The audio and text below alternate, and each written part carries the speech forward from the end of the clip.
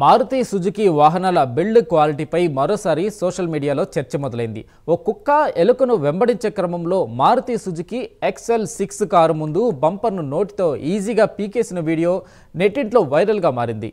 Maruti Suzuki XL6 కారులో bumper వద్ద ఎలుక ఉండడంతో దాన్ని తినేందుకు వచ్చిన కుక్క బంపర్ను పూర్తిగా పళ్లతో పీకేస్తుంది. అనంతరం ఎలుకను పట్టుకుని వెళ్ళిపోతుంది. బంపర్ కేవలం పళ్లతో లాగగానే వీడిపోవడం చూసి నెటిజన్లు ఆశ్చర్యానికి గురవుతూ కంపెనీ బిల్డ్ క్వాలిటీపై విమర్శలు గుప్పిస్తున్నారు. ఓ సాధారణ కుక్క నోటికే ఇంత సులభంగా బంపర్ ఊడిపోతే ప్రమాద సమయంలో ఈ వాహన భద్రత ఎలా ఉంటుందన్న ప్రశ్నలు నెట్టింట నిండా వినిపిస్తున్నాయి.